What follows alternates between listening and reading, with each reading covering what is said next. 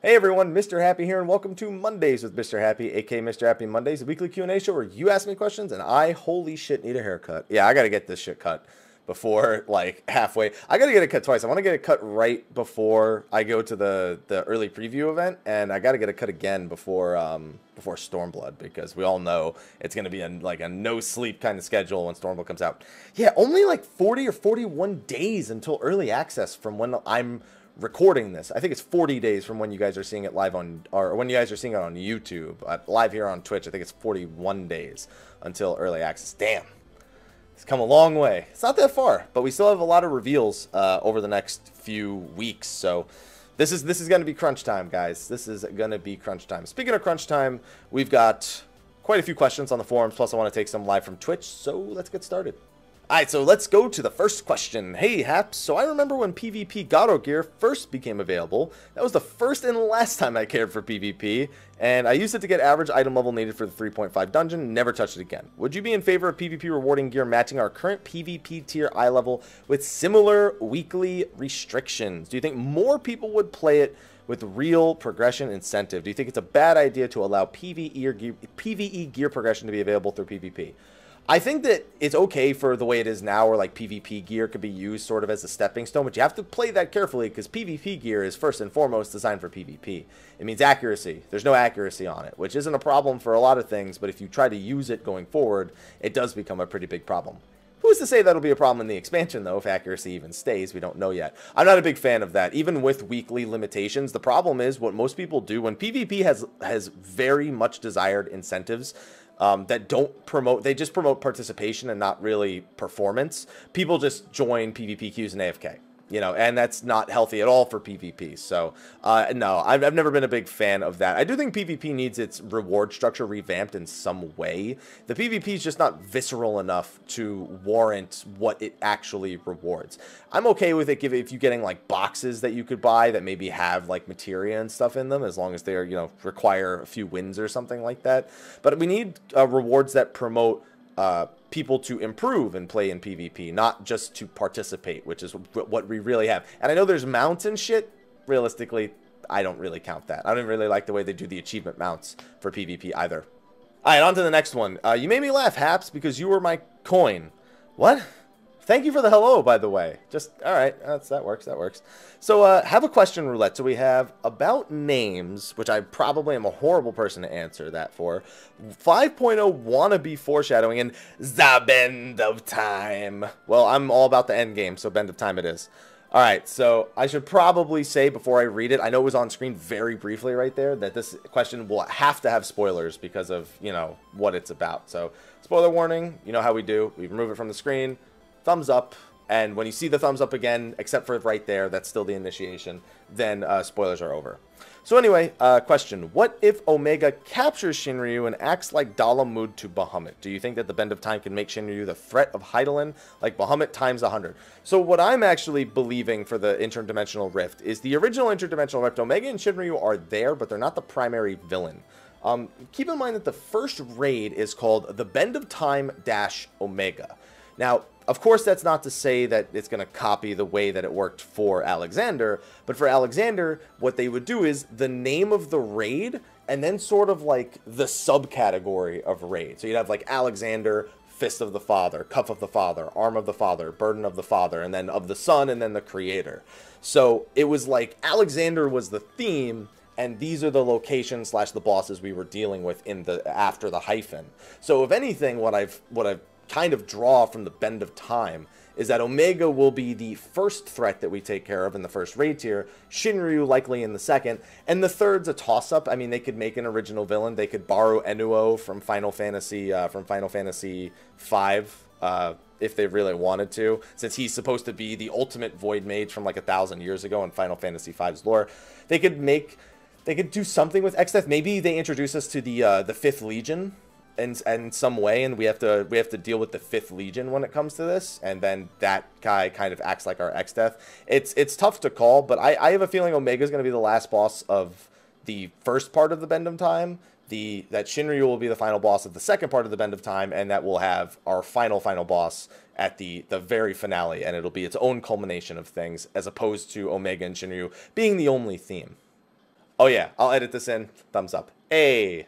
All right, on to question number 3. Here, Mr. Happy. First time. I don't know if he meant to say here or hello. I don't know. First time asker, long time viewer. Welcome. Enjoy a good old British fish and chips from our award-winning, best in the region, Chippy. I'm always down for some fish and chips. My question, as posed to me by my free company, is pretty random. Do Makotes have rough tongues like real cats? What kind of free company are you in, out of curiosity? Are you on Balmung? What server are you on? It doesn't say what server are you on? I have a few RP players in the free company, and they have a thing, and they were curious. I'm just going to say yes. They probably have tongues like normal cats. And on that note, I'm going to move on to the next one. Thank you for your participation. Okay, anyway, hey Hapson, it's been almost a year since I've asked a question, so here's 40% EXP up bonus redeemable once early access drops. Now this is a man who's after my own heart. Thank you.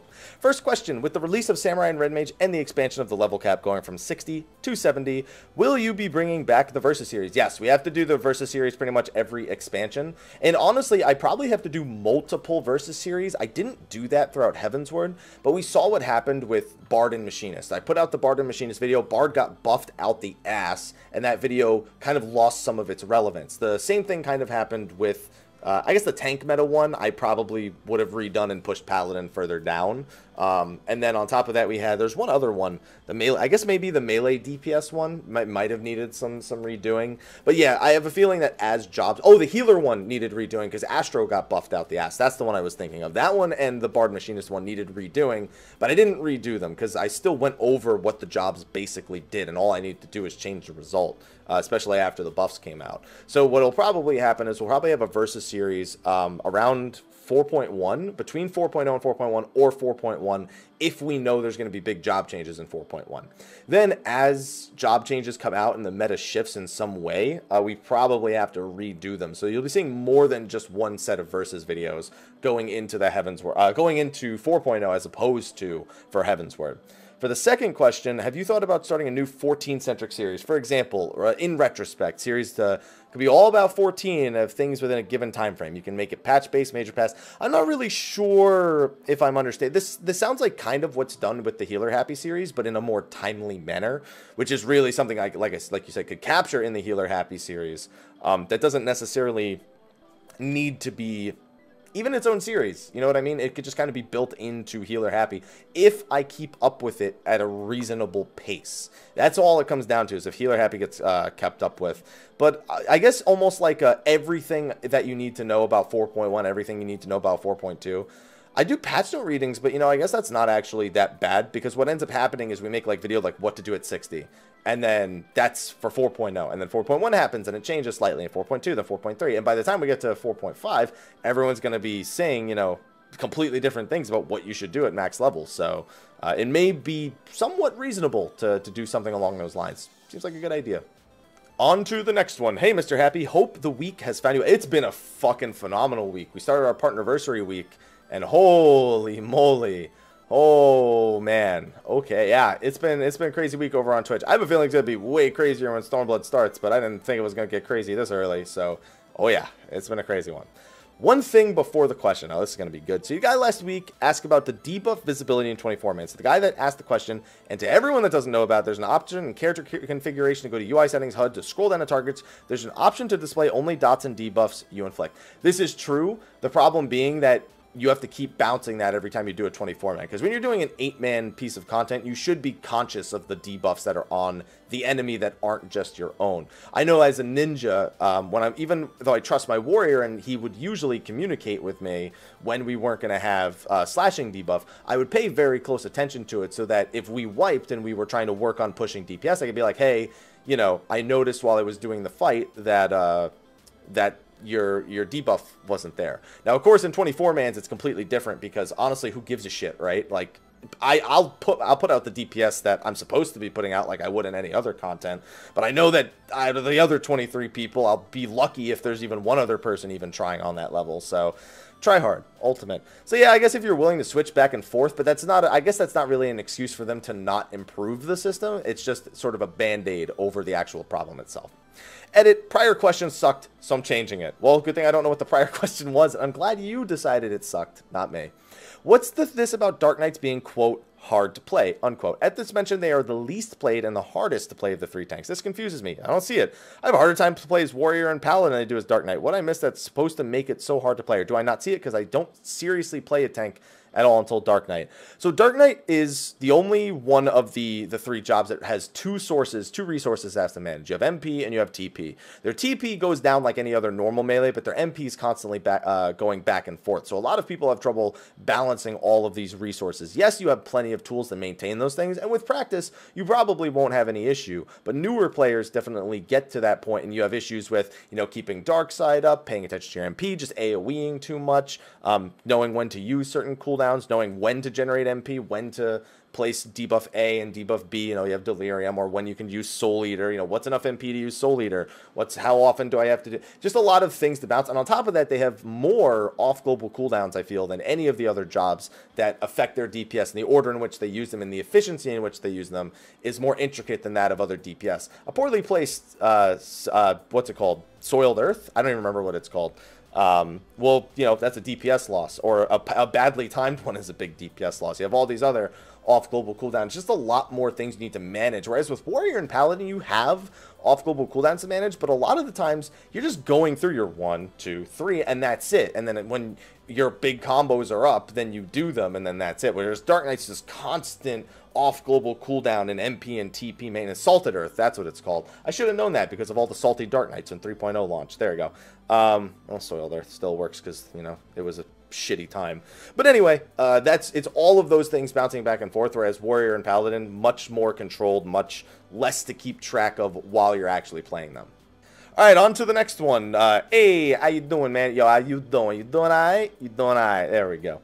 Are you worried Stormblood story may end up as Heavenwards? So I'm not worried about the story. So will Stormblood story end up as Heavensward 2 Electric Boogaloo?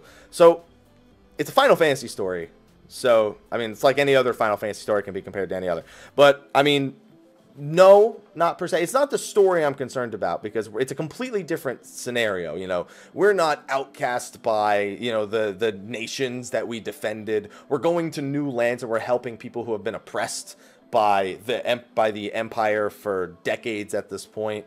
And trying to build new relationships as opposed to going to Ishgard kind of just as a lost soul and trying to fit in while also solving Ishgard's problems. And then all the characters getting fucking stuck back in the story because they couldn't stick to what they did in 2.55. Damn it. Anyway, no, I don't think the story. I'm more concerned about the actual formula of the game itself being too similar, which right in 4.0's launch, it's going to be that way. It's going to be mostly the same as Heavensward was, with most of the innovation and new content coming through like 4.1, 2, and 3. On to the next one. Hello, Haps. Hello. I got to do that at least once a video. All right, in big bold, does rested EXP cap out, or does it just keep accumulating if you're not leveling and in a sanctuary? If it does cap, how many days does it take to reach the maximum that could be stored? If it's a third option I didn't know, how exactly does rested XP work? You know, that's actually a great question that is not well explained in the game. So yes, rested EXP does have a cap. It caps at 2 levels gained strictly from experience points earned from killing monsters. It does not include things such as armory bonuses, food bonuses, free company bonuses. Any sort of other EXP bonus will not take away from these 2 levels of rested EXP. Let me explain it in more depth because that still doesn't make a whole lot of sense. So when you kill a monster, let's say it's worth 100 experience points and you're getting a 100% armory bonus. It's basically giving you 100 EXP of your rested EXP bar. Now on top of that, let's say that you got your armory bonus is another 100%. That 100 EXP you're getting from the armory bonus is not actually taking away from your rested EXP bar. This is why sometimes when you get EXP when you're rested, you notice the bar keeps pushing forward and forward. It's because things like the armory bonus or quests or completing a dungeon, they don't take away from your rested EXP. So it just keeps pushing the bar farther and farther until you've got a natural 2 levels off of just killing enemies. So how quickly it generates? I actually don't know. I would say it's probably not longer than a week in order to get the full 2 levels.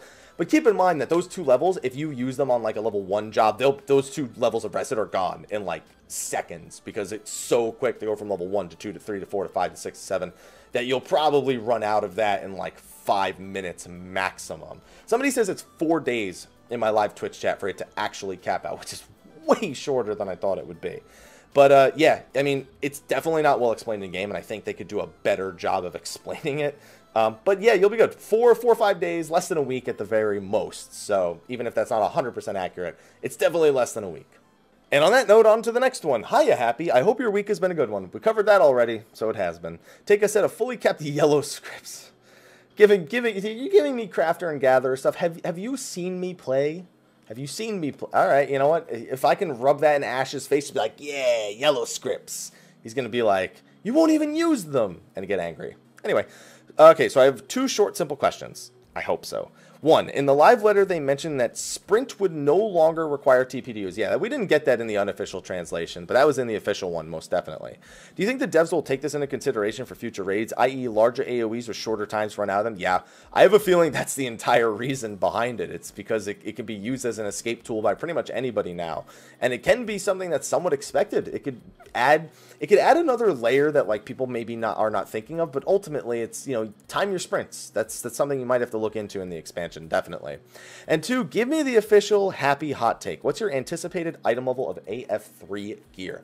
So this depends on the statement that they made. They said that you would get a box and you could take the armor out of the box and you couldn't put it back into the box. What that almost implies is that your first set of artifact gear for your first level 70 is going to be a higher item level than I would anticipate normally. Now, if every job you get to level 70 lets you, quote, open this box and get that set, then it's completely different. It's got to be a lower item level then, because they don't want to immediately invalidate dungeon drops. So it'd have to be lower than the lowest dungeon drop at max level. So where does that put us? So we're currently at 270 in armor. We can anticipate that the first dungeon will drop 260 gear, and that will probably be... What's the item level? We'll probably be like 280 something by the time we get to level 70 in terms of dungeon loot. 285 will probably be the minimum item level to enter the first dungeons that we're going to be going into. So with that out of the way, if it's something that every job gets when they hit level 70 and complete their job quest, then it would probably be equal to that minimum item level 285 going into the dungeon. If it's something only a single job can get, then I'd imagine that it would be a little bit higher than that. It would probably be okay for it to match the dungeon grade gear at the very beginning.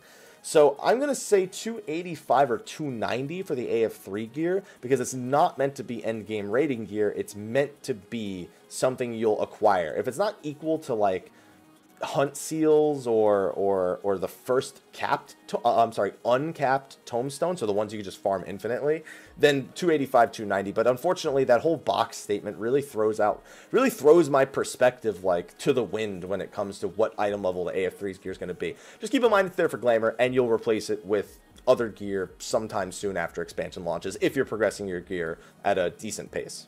Alright, good question. Let's move on to the next one. Greetings, Mr. Happy. I hope this morning, afternoon finds you well. It has been a good one. Nice and relaxing today, thankfully. I greatly respect your dedication in your work, and I'm really glad to find you still working on content concerning 14 after my long hiatus. Yes, I can't shut my mouth ever, even almost 4 years later.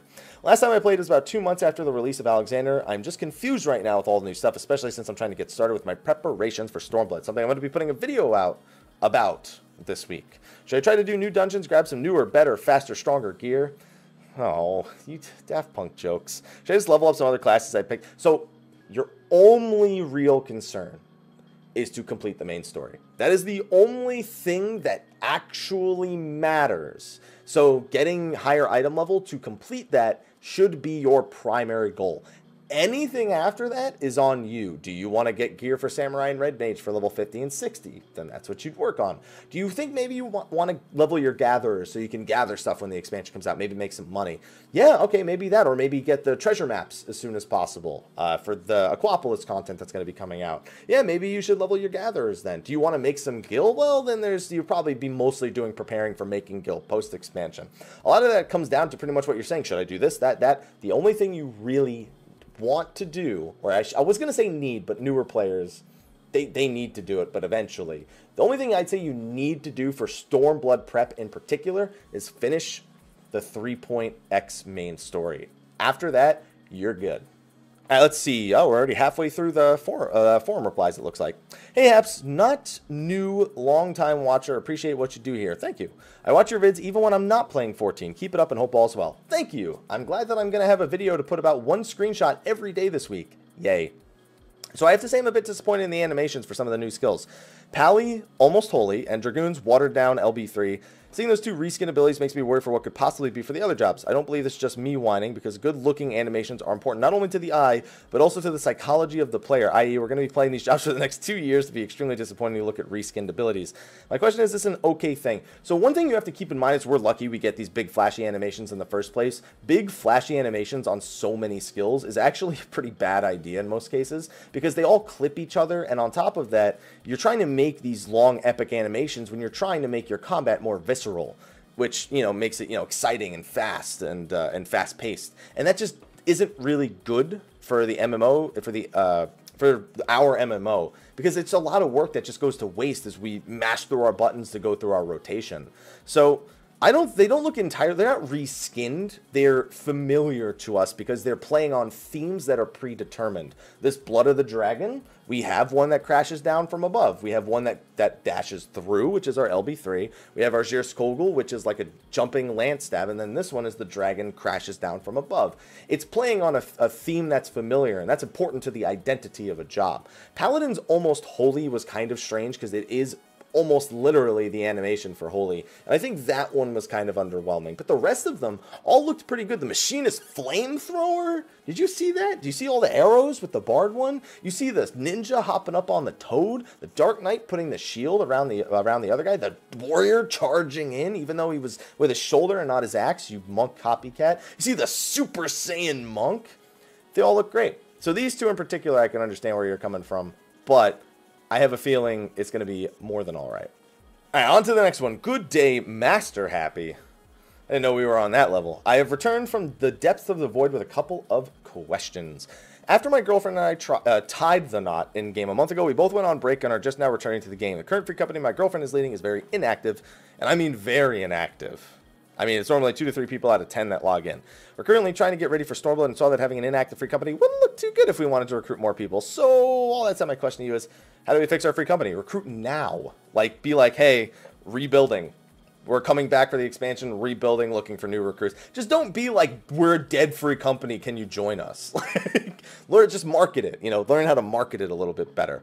I don't think you have to disband and start over, just re-recruit. People come back and are looking for free companies to have communities to play with for the expansion. It shouldn't be that bad to locate new members if you just go shout in Idleshire or the main cities where people are making new accounts. Welcome newer players. You know, that's a big thing. Don't just only look for veteran players if you're looking to revitalize the chat and the number of people who log in who haven't surfer transferred to Gilgamesh or Balmung. So I think that might be your best bet. Alrighty then, next question. Hey, Mr. Happy, no bonus, unfortunately. Well, it's the second time posting, so you don't need to explain that. But I have a box of cookies because why not? Have you seen... I'm going to die of, like, a number of diseases from the amount of food you guys offer me. So, well, it's a great way to die. Just a quick question for you, and hopefully it won't take much of your time. Well, that's... you have the time. That's what this video is for. I've noticed when I'm doing my Bard rotation, I can't help but have downtime, and I'm still trying to figure out how to get rid of that. I'm short, I'm a bad player, or in short, I'm a bad player and I want to get better. I've read multiple guides working on my playstyle as you read this. I'd say just keep doing that. I mean, I guess you should have explained more what do you have downtime on, because the number one thing I see newer bards kind of screw up on is Ironjaw's timing. They try to cut it kind of close. They're like, oh, I can get one more GCD off, and then as your GCD's ticking, you're like, uh-oh, I still have a cast time for this of 1.5 seconds. So, I mean, that's just practice. That's literally practice. I unfortunately can't will it to just not be that way, but that's literally just practice. I mean, that's all you got to do. You're doing the right thing. You're already doing the right thing. You're already conscious of what is going wrong and what needs to be improved, so just keep working at it. You'll be all right. All right, let's see. Next one. Hey. All right. Hey. I don't know why I read it like that. I can't think of a bonus, so I have 2 quick theories instead. All right, well, That's... Oh, those are my bonus. A dead Lala in the benchmark trailer is a Dragoon, and the Super Saiyan Monk ability is an ability that opens 5 chakras all at once. Well, he uses Tornado Kick as a thing, and the Tornado Kick doesn't have anything to do with the chakras, so... It's either... I mean, I've been over that. I think... If we are to take the context literally, which we really shouldn't with the benchmark trailer, then it makes Tornado Kick usable without, I don't know, maybe it resets your cooldowns as much. That would be cool if it reset your cooldowns, but that wouldn't make sense for Tornado Kick. So, I don't know. He Tornado Kicks and he doesn't have Grease Lightning, so I'm going to say Super Saiyan lets you Tornado Kick. Extra, by the way, the Jenga Tower is a new Palace of the Dead location. I hope not. I mean, as long as it's cool inside, but it doesn't look exactly great to explore. I guess we need to see how big it is compared to us. You know, we can only see it from the distance, and the scale is kind of hard to appreciate. Shortly after 3.0 launch, they reduced EXP from leaves under 50 for Disciples of Hand that are... Okay, we were talking about this on stream the other day. Do you think the existing collectible turn-ins will have their EXP per turn-in reduced for 60 plus? If they don't, they learned nothing from 5.0. For those who... I'm sorry, from 5.0. From 3.0 for level 50. Let me explain what happened to people who don't know or don't remember. So for the first several hours of Heavensward's launch, crafters and gatherers were able to turn in leave quests from level 50 to power level themselves up as quickly as possible to the new max level. So basically within the first 4 hours, we had a bunch of people who had gotten those professions to level 60, and they then nerfed it because that wasn't how it was supposed to be. And so you had these people who were level 60 and were already progressing on level 60 crafting and gathering. And then you had people who had to play catch up for the next several days. And basically these few people just annihilated the market, completely dominated it, set themselves up as the people to go to. And there was no room for new people to really butt in until later on. So with collectibles, it's the same concept. If they don't nerf both Leave EXP and collectible EXP going from 60 into 70, like what happened back in 3.0, the same thing is very likely to happen. So I think if they don't do what you're suggesting with collectibles, that they didn't learn anything from the first time, or they just think, oh, you know, just fix the leaves. That won't happen with collectibles. It'll happen with collectibles. Trust me. So yeah, let's fingers crossed, all right? And this is the last question on page 1. Hey, Haps, hope you're doing great and having a blessed week. Got a quick question. Okay, I got it. And yes, I did. I also saw Guardians of the Galaxy. Excellent movie. I know you're a machinist. I know you are a machinist for your raids and love Monk, but do you ever use your ninja? No, I haven't. I PvP as ninja only because I like to play the underpowered jobs because I'm a fucking asshole. That's why I like Jigglypuff and Smash. Like, even from the first Smash, everyone's like, Jigglypuff sucks. So I'd pick Jigglypuff and then I'd kick their ass. And then they'd be like, what the fuck? Jigglypuff is great. And then they'd play Jigglypuff, and they'd suck, and then they wouldn't know what to think. So I do that with Ninja. I just murder people as Ninja because people say it sucks, and it does, and it's awful, and I really need to change it. And I'm really disgraced that Ninja's so bad in PvP. Feels bad, man. But anyway, no, yeah, other than PvP, my Ninja's behind me. I don't touch it anymore. I can't remember the last time that wasn't PvP that I touched it. And honestly, the only reason I even machinist for creator is because my raid group pretty much left me no choice. So I told them straight up, I'm Monk. I know we have room for melee DPS in the raid group. I am Monk or Samurai. I'll be flexible if Samurai's good. Monk shares gear with it, you know, and I need to make a switch. That's something I'll compromise on. But I said I am a fucking Monk this next raid tier. All right, we are not world progging. I'm playing fucking Monk. We brought 2 monks to the Creator Savage. You will not tell me I cannot Monk here. So fuck you. Not you watching. That was the conversation that I had with them. I was just putting it in a bubble and delivering it to you. So, yeah. Oh, and thanks for the congratulations for the 3 years of Twitch. Ayy. All right, on that note, after that offensive language from the last question, let's move on to the next one. Hello, Hatman. As a first-time bonus, you get a personal whisper in your ear from Yoshi P of, don't worry, Blitzball won't be added to the game. Thank you. Disclaimer. Oh, great. That's always... That's always a good way to start a question. This is coming from the perspective of someone who actively plays both WoW and 14, having played WoW for 12 years and 14 for 2 years. So my question is half a question, half I want to hear your thoughts.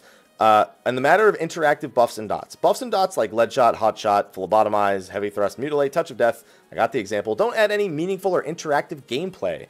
Shouldn't they look at removing these abilities that are simply maintenance abilities or shift them into a role that's more interactive dots such as Bard's dots or Thundercloud? You know, one thing WoW does that's really good is, you know, so they tried to move away from press a button every 30 seconds just to keep this flat damage because it didn't add anything interesting to the gameplay. So I guess that depends. So I will agree that those kind of things are not great. They don't interact with everything else. However, I don't think that you should not have that in a game. I think that should be part of your job is what are you maintaining while taking care of the rest of your damage. But I do agree we do have an overabundance of things like that.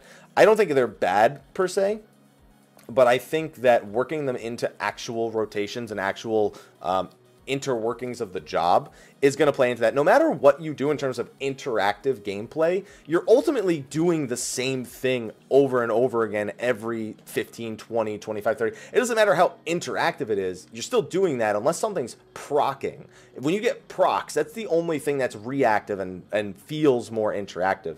But otherwise, it's always exactly the same over the course of a whole fight. You're still just like, okay, these are my skills, these are this, that. It's still just it's just pattern and repeat, no matter how you spin it. Even if these abilities don't add anything to the gameplay, technically nothing adds to gameplay because it's all about achieving the same thing over and over and over and making it optimal. You know what I mean? So it really depends on how you look at it. But considering Machinist has as many interactions as it does with its rotation, you know what? I don't think it needs more, and I think it's nice to have those two things that are very simple mixed in with all the hyper interactive stuff that the rest of the jobs usually have. All right, this is the next one. Very short one. Hello, Mr. Happy's Final Sim. Welcome to my question on your channel. Which jobs do you think will be overpowered in Stormblood? This is an impossible question. There's absolutely zero knowledge that goes into answering a question like this because all we have is we're looking at the balance of Warrior and Scholar, and these are the things we want to add. We don't know how they play out in the fights. We don't know how they play out in the numbers. We have no information. So what I think is irrelevant because I think nothing. I think I'll wait and see what the abilities do and how the raid fights actually end up turning out. If I had to pick something though, just for the sake of giving you an answer to the question, Warrior. It's always going to be Warrior. And honestly, unless Astro gets some sort of like major change that just makes it not such an insane utility, Astro will always be strong because it's the balance. Look at the balance. Look at the balance. It's the balance, all right? You know why Astro's not balanced? Because of the balance. All right, next one. Hey, Haps, hope you're having a good day. I'm having a good one. I'm having a good one, my man. Myself, I'm getting geared up for my birthday, which will be when this goes on YubTubs. Hey, that's tomorrow. That's Monday. That's the show's name. It's Mondays with Mr. Hat, not Sundays. Everyone in the Twitch chat, you've been lied to. So my question this week is simply, now that Yoshi P has given us the D, when do you think you will allow pug groups to coordinate in raids? Do you think it will help pug groups to coordinate in raids a bit easier? No. Here's the thing. Before we had A, B, C, and unmarked. Now we have A, B, C, D. If you couldn't tell the difference between unmarked and D, honestly, probably not helping your pug status all that much more. It's nice to have a visual instead of calling it unmarked. Just be like, go to the D, you know? But even still the same, you were supposed to go where there's no marker. Now you just have a more precise little location. Like I could think of Alexander, sometimes the unmarked location for the crystals before Inception. I saw that give people trouble, but that's just with practice. It doesn't become a problem. You know what I mean? I think we got 2 questions left on the forums, and then I'll ask you guys from the Twitch chat some stuff. So get it ready in your heads, and then when I ask, post it in the chat. Hey, Mr. Happy, have an unrelated oatmeal. See, more cookies. I'm not a big fan of oatmeal cookies. I'm a classic guy. I like the nice chocolate chip. I can do an oatmeal and raisin, but you know what? I'll always default to my boys, the chocolate chips. Maybe some M&M cookies. I'm down for that. Today, my question comes from a now falling bastion of Mobius Final Fantasy. Why falling? I mean, certainly not because of the future changes in monetization plans. But because of this week's job update, I can no longer say it's the last place in Final Fantasy where there's 1 dancer, 0 monks. Terrible, isn't it? Anyway, towards the beginning of this year, Mobius, Mobius, there was a cosmetic spirit available to buy named Makan for Final Fantasy XI, with its description saying undercover for its Dragoon Master, and it's basically an orange. What? Oh, no. Okay. I thought, and it's basically an orange was part of the quote. I missed the end quote right here. I was like, why would they say it's basically an orange? I can't help but feel there's another Dragoon meme you Final Fantasy XI people made about Dragoons and oranges, so please elaborate. I don't know anything about a Dragoon and oranges. I am unaware of said meme between Dragoons and oranges. Granted, my Dragoon was level 14 in Final Fantasy XI. 14, 11, haha. So maybe there's something that happens later regarding the oranges and Dragoons. But, I mean, when you... Okay, so here's the connection. So here's what I need you to do. Put an orange down on a table, all right? Get a knife. Start peeling the orange, right? Now you have the orange peel. Now place it flat on the ground. It's flat. It's dead. It's a Dragoon. Got it. All right, moving on to the next one. All right, and this is the last question over on the Dream Network forums. After that, we're turning to the Twitch chat. Hey, Mr. Happy, first-time question asker, long-time viewer, so I have a bonus of an all-expenses-paid dinner at Gordon Ramsay's Steak in Vegas for the next fan. Dude, I'm going there next Fan Fest anyway, as long as it's in Vegas. I went there for this last Fan Fest. A bunch of us went out to Gordon Ramsay's Steak. Oh my God, how do I go back to eating pleb steaks? I can't. I do sometimes. I was like, this is a steak that I'll have so very rarely. I'm going to enjoy it. Oh, okay. Anyway, moving on. 2 questions for you, kind sir. First, coming from the point of view of a new player. 1, given that we know both Red Mage and Samurai are going to start at level 50 and that you need to have beaten the Praetorium to unlock them, has there been any word on if you do either or's quests, if you will be getting gear with the quests for them to take? Oh yeah, just like Heaven's Word, you'll be starting off with level 50 gear for Red Mage and Samurai, just like you started with level 30 gear for the old jobs. Now, I don't think it'll be artifact armor. I think it's more likely they just straight up give you, like, I don't know, item level 100 or 110 stuff. Who knows? Maybe they'll be super generous and give you I-120 like Ironworks stuff. Who knows? I prepared some Ironworks stuff just in case, like, if they don't do that.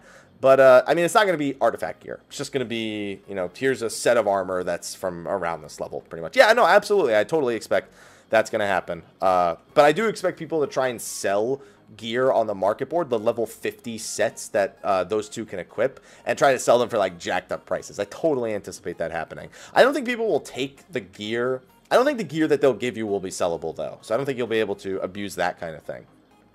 Question number 2, can we expect that 3.0 to 3.5's main story quests will follow the same route gear-wise as 2.0 to 2.5? Yeah, they're almost definitely going to update it. What's the minimum item level for Baelsar's Wall? It's 230, right? Yeah, I think it's 230.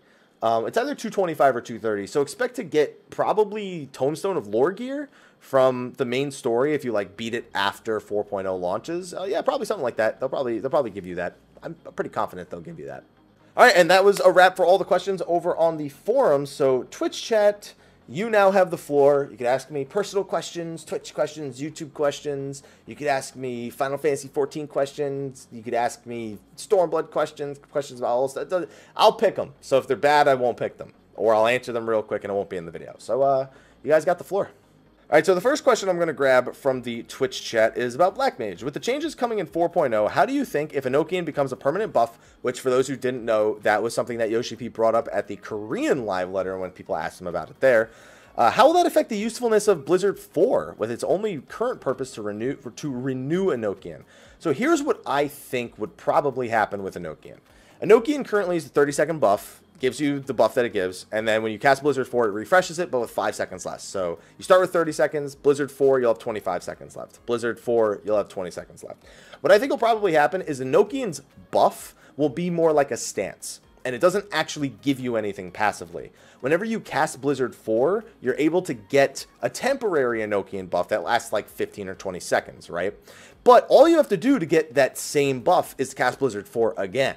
So what you can do, so basically that means that even if you were to lose that Enochian buff, you're still in the Enochian stance because it's permanent. So anytime you cast Blizzard 4, it's just a matter of making use of that 15 to 20 seconds that the Blizzard 4 Enochian buff is giving you. So even if you have to move, dodge mechanics, you know, the boss goes untargetable, when the boss comes back down, you just hit him with a Blizzard 4 and you're right back to where you were before. And it becomes the same kind of buff maintenance without the same degree of punishment forcing you back to, I guess, a 2.0 rotation if they were to screw it up. Now, that's, of course, all theory. We have no idea what that's going to happen, especially with all this void magic looking stuff that they're getting now. So who's to say that's even remotely right? But in a bubble of just looking at the way the job works now and how they could change Enochian to lower the skill gap between a very skilled black mage and a lower skilled black mage, that would be how I would tackle that scenario. All right, so I went through, like, I think 15 minutes of questions before I found the one that I kind of was interested in putting in the video. So, Mr. Happy, would you rather see jobs lose identity in favor of balance, or are you all right with seeing the same 8 jobs in top raid, in every top raid group? So, first of all, I'd like to say that people shouldn't be basing their raid experience off of what the top raid compositions are doing. Mostly because those raid compositions are designed with one of 2 things in mind. One, for beating the raid with as low of an item level as possible. They are making sure to gain every humanly possible advantage to overcome this goal.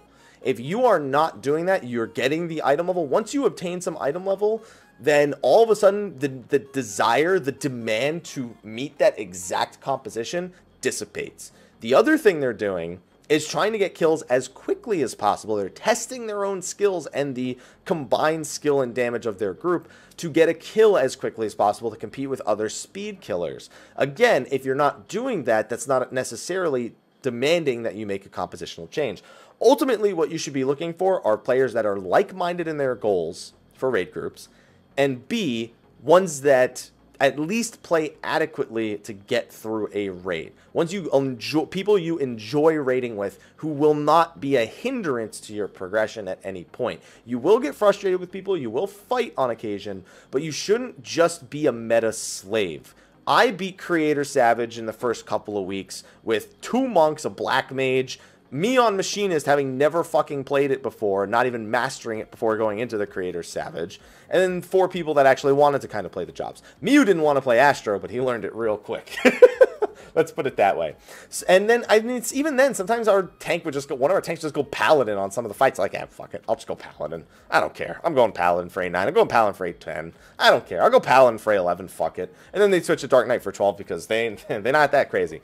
So, ultimately, in terms of balance, I don't think we need to homogenize everything in order to achieve that can play anything, because you already can do that. The homogeny is not needed to bring this meta talk all just to cancel out, because you'll never cancel it out. You would literally have to make every job have the exact same playstyle with the exact same abilities, with the exact same potencies and the exact same ways to get between actions. That's boring. You can't do that. You can't completely homogenize everything in favor of balance, because you'll never please anyone. You have to make sure there's different fantasies and different uniquenesses about each of the individual jobs that stands out to individuals.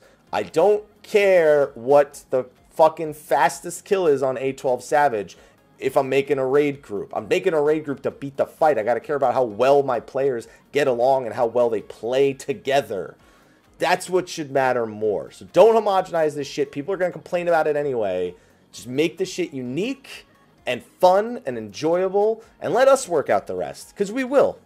All right, the next one I'll take is because it's literally my 3-year partnerversary on Twitch. It's almost 4 years on YouTube. Actually, June is 4 years on YouTube since I got my YouTube partnership, so it's kind of like both of them are back to back. So let's see. What changes to streaming and Twitch have you seen during your 3 years? Have you enjoyed, approved of? What would you have seen that are bad? Need some work, technical, community-wise, in general? Very broad question, though. I guess the big thing that changed is my attitude, because I went from being an immature little brat to actually, like, I'm still immature, but I'm not as bratty as I was 3 years ago, because I was just like, that's who, you know, that's how I act. That's how I act. Fuck it. I'm not gonna change. What the fuck? Fuck that. That was me 3 years ago, and now that's, you know, not me. Now I actually like read shit and I take things into account. I'm still me. I still haven't changed. It's just I'm not as like this. Like this I think, unfortunately, there's going to be some political jokes from me doing this. That's kind of how it is. Just like arms crossed, like no, that's how it is. That's how it's going to be. That's it. Okay, that's not that's I'm less that and more like, oh, okay, let's see, let me read that. Oh, that's a good idea. Can I put that in? There's a lot more thought that goes behind everything I say and everything that I do. When it comes to streaming, it's really fucking weird because we all want to make a living doing this kind of stuff, right? And one thing I've noticed in the last 3 years is people want to make a living without sort of telling people that they want to make a living. Like, people will partner or sponsor with companies and then say nothing. Just be like, oh, yeah, it's a button under my stream. Cool. If somebody asks, whatever. And then let the bot share a command every 30 minutes. Or they have a sub button and they don't talk about it. Or, you know, they want people to follow their channel, but they won't say it. It's like, it's weird. Like, those are the things that make your career choice possible. Shouldn't you be willing to talk about them and not feel weird and awkward? I feel like you should. Like, fuck it. I sold out earlier. I didn't even, like, I sold out. Like, that's what it means when we, like, just start talking about partners and sponsors and it's, like, super corny. It's like, when someone's like, oh, Happy, hey, what's that headset you're wearing right there? Like, this headset right here, the SteelSeries Arctis 7 headset for $149.99 off the SteelSeries store with my link. It's a 10% discount. Wow, yeah, this is that headset. Yes, I'm so glad that you asked. You know what else you can get? And I'll just do that shit, and it's hilarious. It's funny. It still advertises the product, and it's ironic in a sense. Not ironic at all. That's the wrong word. It's fucking stupid. There you go. It's like the dumbest way to do something, but it's great at the same time. It's beautiful. I'll do that shit any day because it's a product I like, and I want people to like it and buy it, and yeah, it's great. That is not a plug, by the way. And people feel like it's asking for handouts. I know I felt that way 3 years ago. I didn't want a tip button on my Twitch channel because I felt like I was asking for handouts, and then people said no. We're tipping you for your entertainment. And I was like, I'm a whore. And then they said, yeah, well, you know what? You're our whore. And so I put a tip button there, and it made perfect sense. But anyway, yeah, that's one of the big things I've noticed over the Twitch in the last 3 years. I feel like people kind of got to get over that if they actually want to make this a career of some kind. All right, so this is the last question that I'm going to take. Don't get me wrong, I answered a ton of questions just like browsing through. So, I mean, I still got to answer a lot of questions. I mean, hopefully everyone in the Twitch live chat is at least, you know, okay with the fact that even if it's like, I've answered that before, but let me very quickly say this. Hopefully that's been okay enough. I'm going to take this last question. I wanted to take something that was, I guess, more personal as I started reading through the questions. Like, there was a few personal questions. So some of them were about Square Enix and my interactions with them, and I don't know that I've kind of hit that point a lot lately. So I'm going to do this one. Does having a background in game programming help you understand and appreciate what goes into the games you play? I actually don't think it helps appreciate.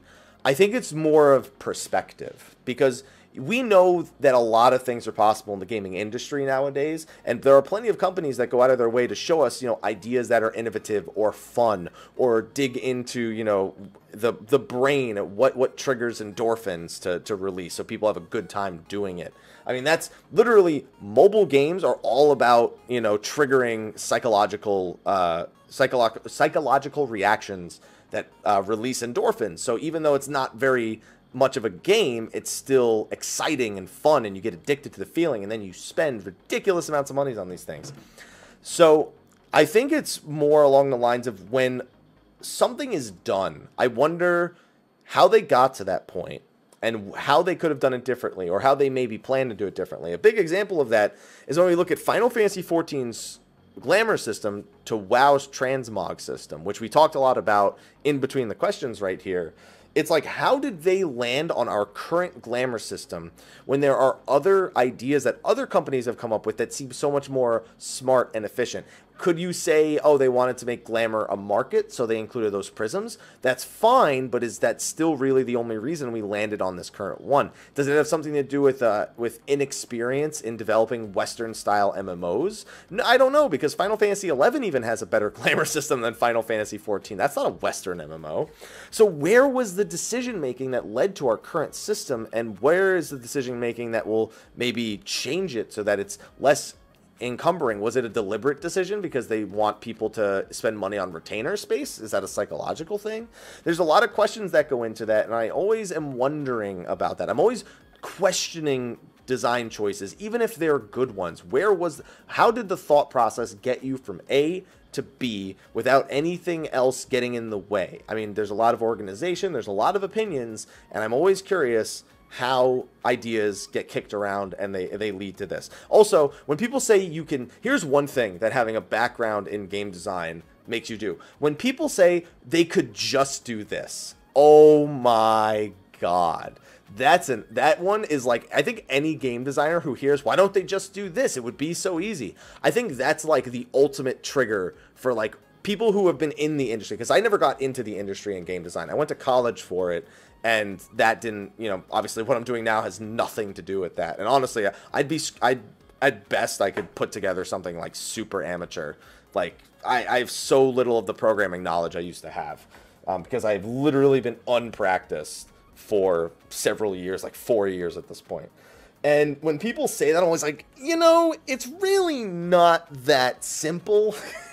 You want to say that to them, but then you want to explain it to them. And the fact that they're saying it in the first place means that even if you were to explain it to them, that there's no comprehension there. Sometimes people pull it in and they are able to process it, but a lot of people just, they're so like blind into what they think is easy and what's not. And then there's always this fucking conversation where the person comes back, well, you know, I took 4 years of programming in college, so you know, I've been doing this for ages, and you know, I don't think it's that hard. You know, I just, you know, I know because you know, my uncle works at Square Enix. You know, you get that shit, so you can't even really have a conversation about it.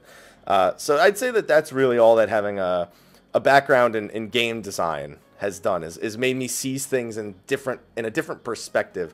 But I don't always appreciate it. It doesn't make me appreciate it more. It makes me question it more. I'd say that's the number one thing. But anyway, that's going to be the last question I do for Mondays with Mr. Happy. I'm going to hang out with the Twitch chat for a few more minutes after I'm done recording this, so I'll be sure to hang around, especially if there's any like last little things that I want to answer. But on the YouTube side of things, thank you for watching. Hopefully you're getting ready for Stormblood because it's so soon, and oh my god. Anyway, thank you for watching. I'll see you all next week. Be sure to ask your questions in the forum in the description of the video. And until then, take care.